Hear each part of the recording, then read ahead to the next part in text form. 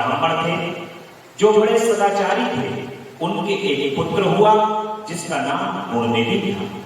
वह बड़ा ही दुराचारी और जुआरी हो गया था। पिता ने अपने उस पुत्र को त्याग दिया। वह घर से निकल गया और कई दिनों तक भूखा भटकता रहा। एक दिन वह नैवेद्य चुराने की इच्छा से एक शिव मंदिर में गया।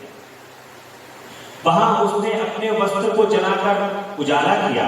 यह मानो उसके द्वारा भगवान शिव के लिए दीपदान किया गया है। तत्पश्चात वह चोरी में पकड़ा गया और उसे प्राण दंड मिला। उसके कुकर्मों के कारण वह यमदूतों द्वारा बांधा गया। इतने में ही भगवान शंकर के पार्षद वहां पहुंच गए और उन्होंने उसको अपने बंधन से जोड़ा। शिवगणों के संग से उसका हृदय शुद्ध हो गया। अतः वह उन्हीं के साथ तत्काल शिवलोक में चला गया। वहां सारे दिव्य भोगों का उपभोग तथा उमा महेश्वर का सेवन करके कालांतर में वह कलिंग राज अरिंदम का पुत्र हुआ। वहां उसका नाम दम था। वह निरंतर भगवान शिव की सेवा में लगा रहता था। बालक होने पर भी वह दूसरे बालक के साथ शिव का भजन किया करता था। वह क्रमशः युवावस्था को प्राप्त हुआ और पिता के परलोक गमन के पश्चात राज सिंहासन पर बैठा। राजा तब बड़ी प्रसन्नता के साथ सब ओर शिव धर्मों का प्रचार करने लगे। भूपाल तप का दमन करना दूसरों के लिए सर्वदा कठिन था। हे ब्राह्मण, समस्त शिवालयों में दीपदान करने के अतिरिक्त वे दूसरे किसी धर्म को नहीं जानते थे। उन्होंने अपने राज्य में रहने वाले समस्त ग्रामाध्यक्षों को बुलाकर यह आज्ञा दी कि शिव मंदिरों में दीपदान करना सबके लिए अनिवार्य हो। जिस ग्रामाध्यक्ष के गांवों के पास जितने शिवालय हो वहां वहां बिना कोई विचार किए सदा दीप जलाना चाहिए। आजीवन इसी धर्म का पालन करने के कारण राजा दमन बहुत बड़ी धर्म संपत्ति का संचय कर लेगा। जिसके काल धर्म के अधीन हो गए, दीपदान की वासना से युक्त होने के कारण उन्होंने शिवालयों में बहुत से दीप जलवाए और उसके फलस्वरूप जन्मांतर में रत्नमय दीपों की प्रभा के आश्रय हो अलकापुरी के स्वामी हुए। इस प्रकार भगवान शिव के लिए किया हुआ थोड़ा सा भी पूजन या आराधन समय अनुसार महान फल देता है। ऐसा जानकर उत्तम सुख की इच्छा रखने वाले लोगों को शिव का भजन अवश्य करना चाहिए।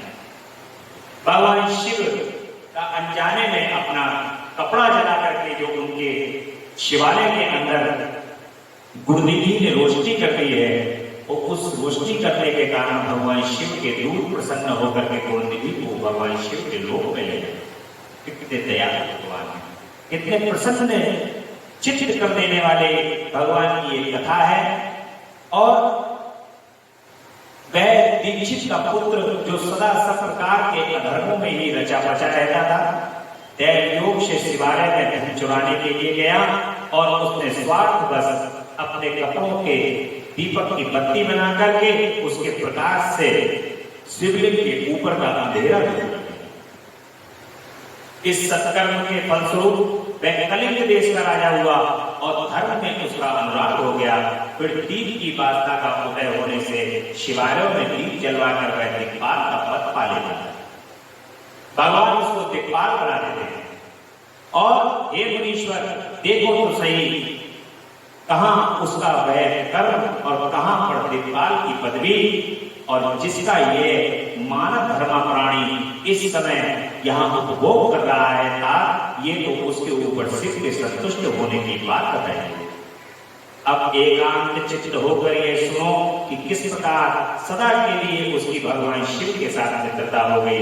मैं इस प्रसंग का तुमसे वर्णन करता हूं। एक बार भगवान शिव के शिवालय में अपने कपड़े की बत्ती बना करके भगवान के यहाँ पर रोशनी कर दी उसने, तो उस रोशनी का फल देते हुए भगवान ने उसको दिक्पाल की पदवी प्रदान कर दी। ऐसे दयालु भगवान है। कितनी दया सागर है, करुणा सागर है। नारद पहले के पादम कल की बात है कि मुझ ब्रह्मा के मानस पुत्र पुलस्त्य से विश्रवा का जन्म हुआ और विश्रवा के पुत्र से वैश्वान कुबेर हुए, उन्होंने पूर्व काल में अत्यंत उग्र तपस्या के द्वारा त्रिनेत्रधारी महादेव की आराधना करके विश्वकर्मा बनाई। इस अलकापुरी का उपभोग किया। जब ये कल्प व्यतीत हो गया और मेघ वाहन कल्प आरंभ हुआ, उस समय वह यज्ञदत्त का पुत्र, जो प्रकाश का दान करने वाला था, कुबेर के रूप में अत्यंत दुस्सह तपस्या करने लगा। तीन दान मात्र से मिलने वाली शिव भक्ति के प्रभाव को जो जाकर वह शिव की चित्त प्रकाशिका काशिकापुरी में गया और अपने चित्र रूपी रत्नमय प्रदीपों से 11 रुद्रों को उद्बोधित करके अनन्य भक्ति एवं स्नेह से संपन्न हो, वह तन्मयता पूर्वक शिव के ध्यान में मग्न हो निश्चल भाव से बैठ गया। जो शिव की एकता का महान पात्र है, तप रूपी अग्नि से बड़ा हुआ है, काम क्रोधादि महाविघ्न रूपी पतंगों के आघात से शून्य है और प्राण विरोधी रूपी वायु शून्य स्थान में निश्चल भाव से प्रकाशित है।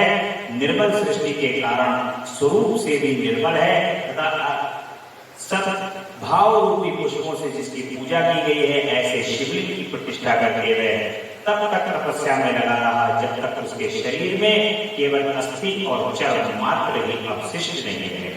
इस प्रकार उसने 10,000 वर्षों तक तपस्या की। तदनंतर शिवालाक्षी पार्वती देवी के साथ भगवान विश्वनाथ कुबेर के पास आए। उन्होंने प्रसन्न चित्तता से अलकापति की ओर देखा और वे शिवलिंग में मन को एकाग्र करके फूटे काठ की भांति स्थिर भाव से बैठे थे।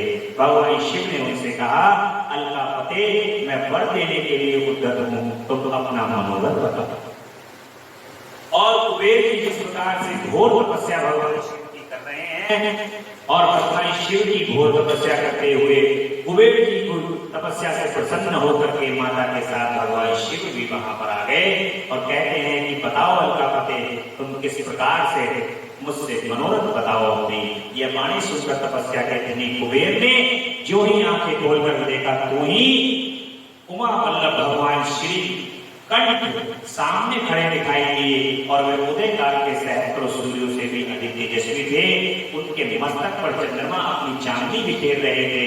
भगवान शंकर के तेज से उनकी आंखें चौंधिया गई, उनका तेज प्रतिहत हो गया और वे नेत्र बंद करके मनोरथ से भी परे विराजमान देवी देवेश्वर शिव से बोले कि नाथ, मेरे नेत्रों को वह दृष्टि शक्ति दीजिए जिससे आपके चरणारविंदों का दर्शन हो सके। देखिए, साधारण मनुष्य भगवान को बिल्कुल आमने सामने, भगवान तो इस सृष्टि के अंदर मनुष्य का रूप धारण करके हमारे सामने आ जाते हैं, तो किसी न किसी रूप को धर करके जब वो सामने आ जाते हैं तो दर्शन दे करके चले जाते हैं साधारण प्राणी की तरह। परंतु यदि वो विराट रूप में हमारे सामने आ जाए तो हम मनुष्यों की क्षमता नहीं है कि उनको आमने सामने हम लोग डायरेक्ट देख सके। उसके लिए जब भगवान कृपा करते हैं तो वो दिव्य दृष्टि प्रदान करते हैं और दिव्य दृष्टि प्रदान करके वो अपने दर्शन कराते हैं। स्वप्न में भी जब आपको भगवान के दर्शन होते हैं तो आपको एक दृष्टि प्रदान की जाती है, उसका नाम दिव्य दृष्टि ही है। जब भगवान अपने चतुर्भुज रूप में या पंचमुखी रूप में भगवान जब दर्शन प्रदान करते हैं, जगदम्बा दर्शन प्रदान करती हैं, तो वो दृष्टि प्रदान करती हैं उस समय पर, उसके कारण ही आपको उनके दर्शन होते हैं। स्वामी, आपका प्रत्यक्ष दर्शन हो यही मेरे लिए सबसे बड़ा वर है। ईश, दूसरे किसी वर से मेरा क्या प्रयोजन है। एक चंद्रशेखर, आपको नमस्कार है। भगवान शिव से कहते हैं कि प्रभु आपको नमस्कार है, मुझे वो चाहिए क्या। हे प्रभु, हे भोलेनाथ, आपके दर्शन ही तो चाहिए, जिन दर्शनों के लिए ये समस्त चराचर जगत व्याकुल है। ये समस्त चराचर जगत जो है वो आतुर है कि कैसे ही जो है हमको भगवान के दर्शन हो जाए, भगवान शिव के दर्शन हो जाए, क्योंकि आपके दर्शन का जो फल है वो मुझे पता है। आपके दर्शन का जो फल है वो मुझे पता है।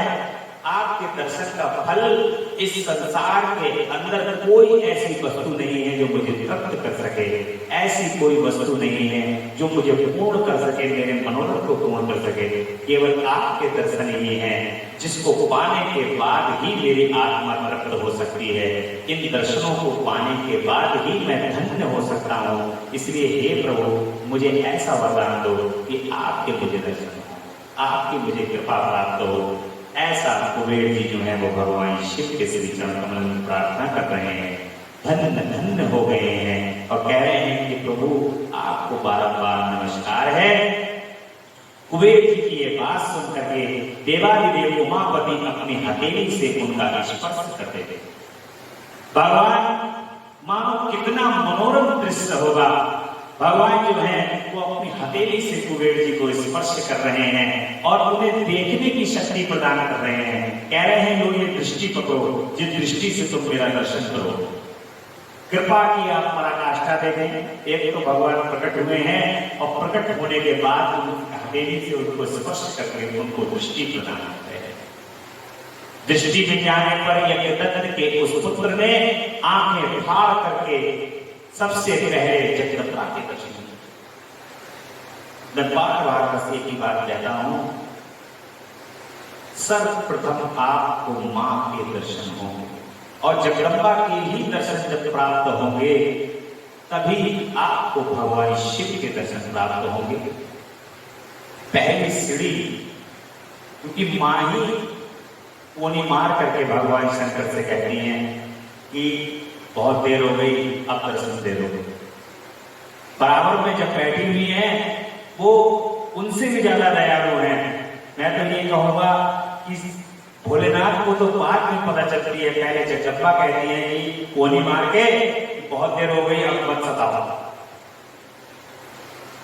इसलिए पहली दृष्टि जो है कुबेर जी की मां के ऊपर पड़ती है और उनको देखना आरंभ कर देते हैं। मन ही मन सोचने लगते हैं कि भगवान शंकर के समीप ये जगदम्बा कौन है, मां कौन है ये जो भगवान शिव के जो समीप हैं, क्योंकि पहली बार वो देख रहे हैं और ये सर्वांग सुंदर है। जो मेरी भी तपस्या, जो मैंने तपस्या की है, वो तपस्या का और मान बढ़ गया है मां के दर्शन करके। जो तपस्या तो कुछ भी नहीं, जो हाड़ मास का मैं केवल मेरे जो हड्डियों के ऊपर केवल चर्म चढ़ा हुआ है, उससे मेरी शोभा और बढ़ गई है, बहुत अद्भुत है। और ये वह ब्राह्मण कुमार बार बार यही कहने लगा कि, और जब वो बार बार कहने लगा फिर उसके देखिए मानव बुद्धि क्या है। मानव बुद्धि ये है, बार बार कहते कहते वो कहता है कि बड़े ही सुंदर सर्वांग सुंदरी हैं। उसके मन के अंदर फिर जो है उनको देख करके संशय की उत्पत्ति होती है और दृष्टि से उनकी आंखों को क्रूर दृष्टि से फिर उनको देखने लगता है। तब वामा के अवलोकन से उसकी बाईं आंख फूट जाती है। जब जगदम्बा देखती है कि ये क्रूर दृष्टि से देख रहा है तो जगदम्बा के अवलोकन से उसकी जो दाईं आंख है, बाईं आंख है, वो फूट जाती है। और तदंतर देवी पार्वती ने महादेव से कहा कि प्रभु, ये दुष्ट तपस्वी बार बार मेरी ओर देखकर क्या बता रहा है, आप मेरी तपस्या के तेज को प्रकट कीजिए। देवी की ये बात सुनकर भगवान शिव ने हंसते हुए उनसे कहा कि उमे, ये तुम्हारा पुत्र है। भगवान शिव कह रहे हैं कि तुम्हारा ही पुत्र है, ये तुम्हें क्रूर दृष्टि से नहीं देखता, अपितु तुम्हारी तपा संपत्ति का वर्णन कर रहा है। देवी से ऐसा कहकर भगवान शिव पुनः उस ब्राह्मण कुमार से कहते हैं कि बस मैं तुम्हारी तपस्या से संतुष्ट होकर तुम्हें वर देता हूँ, तुम निधियों के स्वामी और गुहों के राजा हो जाओ, सुब्रत यक्षों, किन्नरों और राजाओं के भी राजा होकर पुण्य जनों के पालक और सबके लिए धन के दाता बनो। भगवान शिव कहते हैं कुबेर जी से कि जाओ धन के दाता बनो और मेरे साथ तुम्हारी सदा मैत्री बनी रहेगी और मैं नित्य तुम्हारी निकट निवास करूंगा।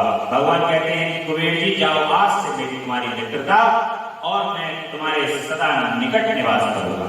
मित्र तुम्हारी पीढ़ी बनाने के लिए मैं अलका के पास ही रहूंगा। आओ इन उमा देवी के चरणों में साष्टांग प्रणाम करो, क्योंकि ये तुम्हारी माता है, महाभक्त यज्ञदत्त कुमार। तुम अत्यंत प्रसन्न चित्त से इनके चरणों में गिर जाओ।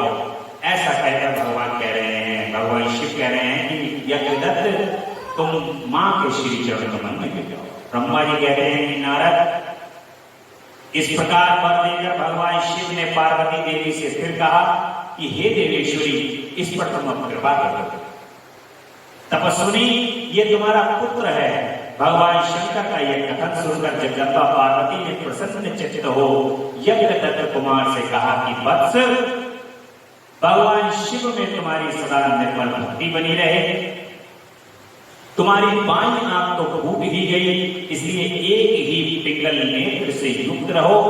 महादेव जी ने जो वर दिए हैं वे सब उसी रूप में तुम्हें सुलभ हो। बेटा, मेरे रूप के प्रति ईर्ष्या करने के कारण तुम कुबेर नाम से प्रसिद्ध हो जाओ। जगदम्बा ने कहा कि जैसे तुमने मेरी सुंदरता और उसके मन के अंदर जो गलत भाव उस समय उत्पन्न हुआ था, क्रूरता का भाव उत्पन्न हुआ कि इतनी सुंदर देवी और क्रूरता का जो भाव उत्पन्न एकदम एक क्षण के लिए आया, उससे नेत्र फूट गया। तो माता ने कहा कि तुम आज से पिंगल नेत्र होगे, एक नेत्र वाले होगे, और तुम्हें जितने भगवान शिव ने वरदान किए हैं वो सभी तुम्हें सुलभ हो जाएंगे। अब मोहर किसने लगाई उसके ऊपर? जब तक भगवान शिव भी कह रहे हैं कि जब जाओ मां के चरणों में जाकर के तुम प्रार्थना करो, जब मां प्रसन्न होगी तभी सब कुछ हो सकता है। तो जगदम्बा जब प्रसन्न हो जाती हैं और प्रसन्न होकर के कुबेर जी से कहती हैं कि तुम्हें जितने भगवान शिव ने वरदान दिए हैं ये मोहर है हमारी, कि वो सब सुलभ हो जाएंगे। और फिर से मेरे रूप के प्रति ईर्ष्या करने के कारण तुम कुबेर नाम से प्रसिद्ध हो जाओगे। इस प्रकार कुबेर को वर देकर के भगवान महेश्वर जगदम्बा पार्वती के साथ अपने विश्वेश्वर धाम को चले जाते हैं। और इस तरह कुबेर ने भगवान शंकर की मैत्री प्राप्त की और अलकापुरी के पास जो कैलाश पर्वत है वह भगवान शंकर का निवास हो गया।